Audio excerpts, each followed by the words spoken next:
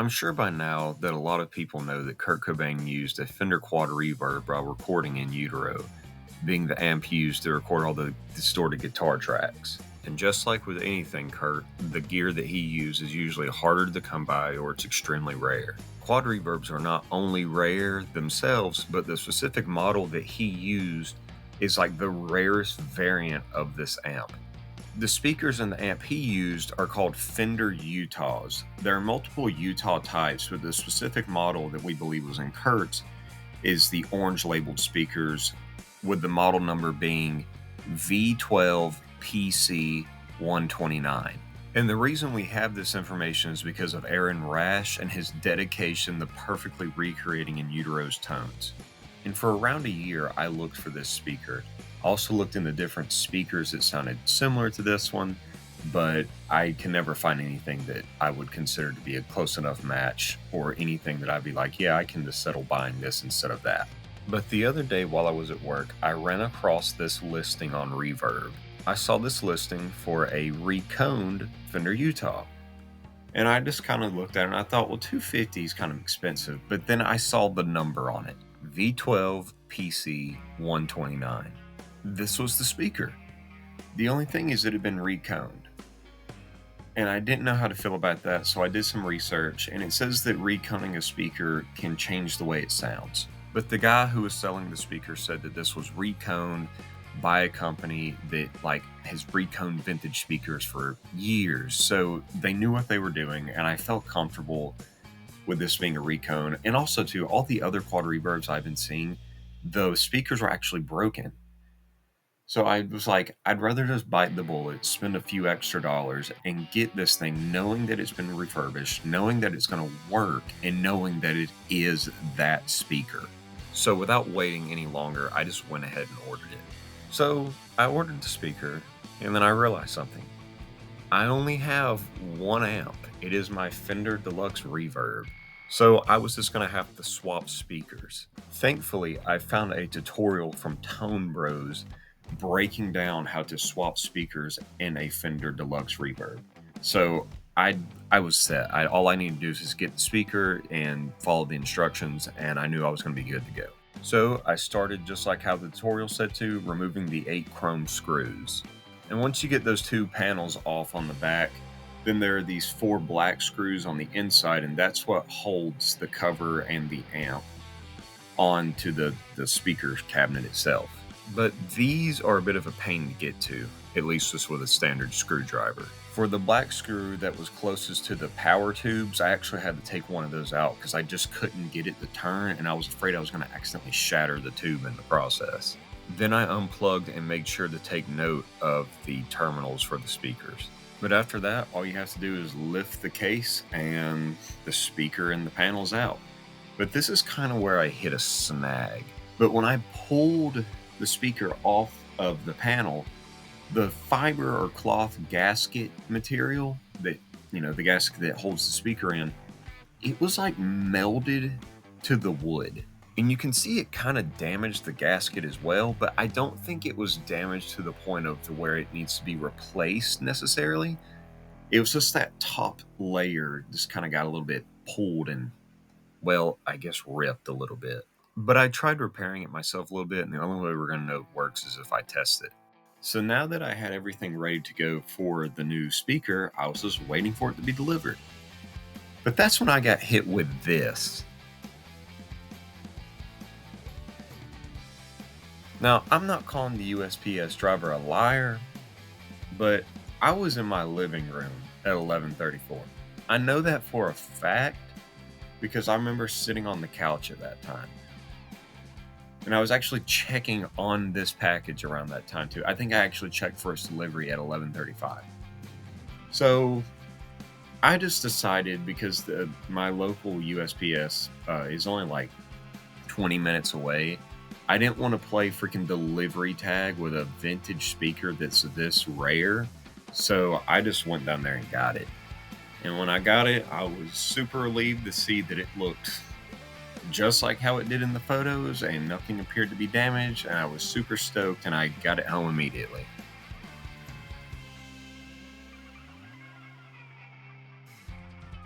And here it is on the panel, and it fit just fine. I didn't have to adjust anything or do anything. It just slipped right over where it needed to go. And here is the V12 PC 129 stamp. So then it just became a matter of reassembling and testing.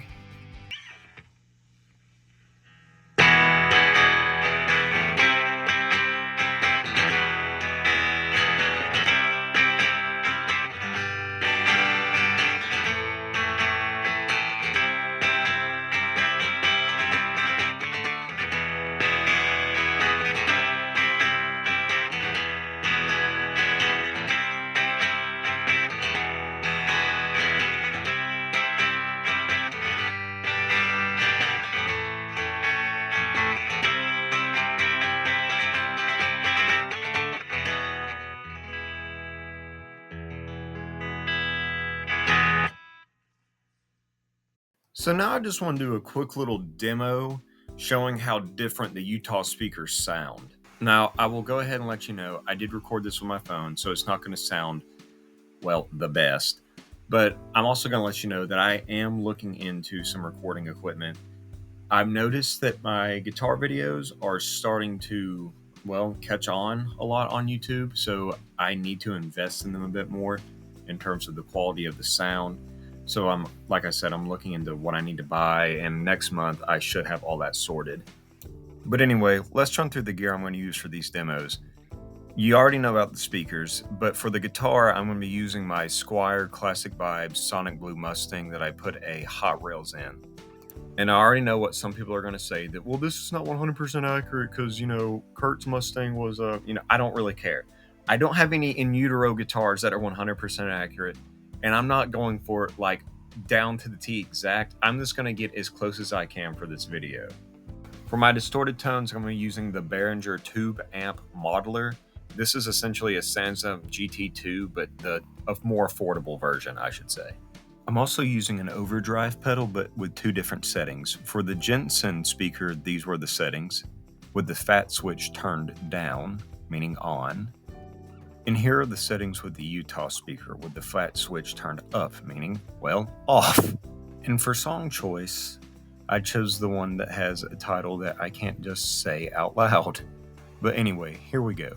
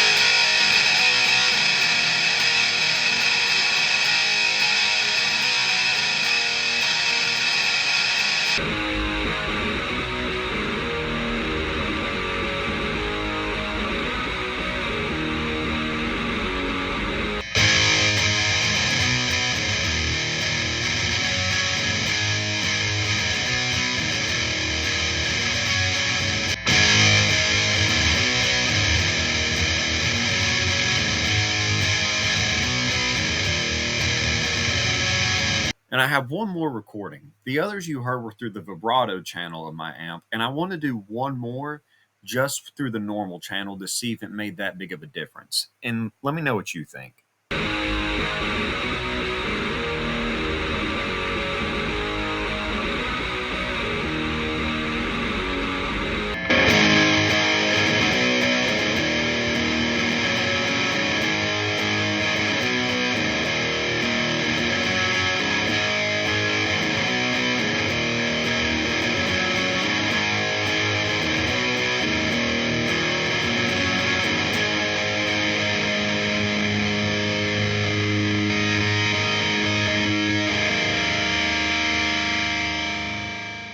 I don't know about y'all, but I think that the normal channel sounds way closer to what that song actually sounds like over the vibrato channel.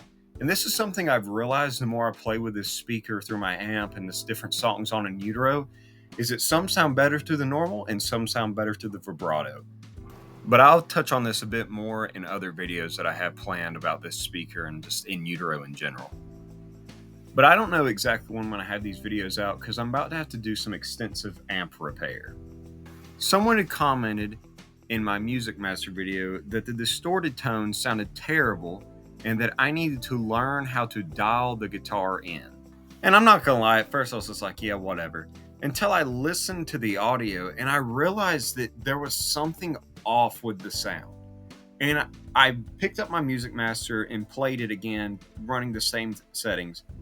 And it was making this sound again, not just in video, but in person. I'll let you listen to it, just the pure unfiltered sound. So here's the clean.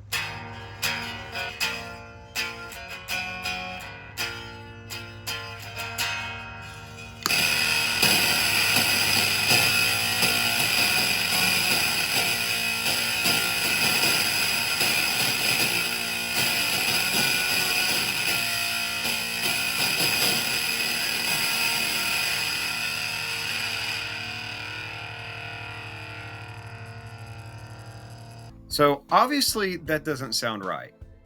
And I played around with the pedal, I played around with my amp, I played around with my other pedals to see what was going on.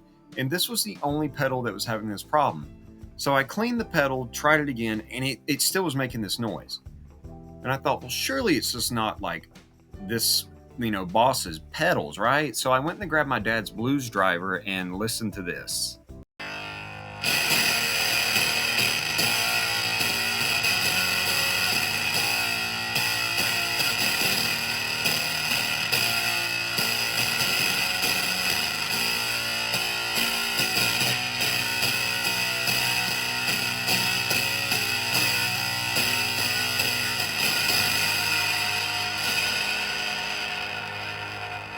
So I knew this was something to do with my amp, and I began looking up if other people are having this problem, what I should do if a pedal's not working right with my amp and it was before, or my other pedal's causing this. I mean, I spent about a week and a half trying to figure this out.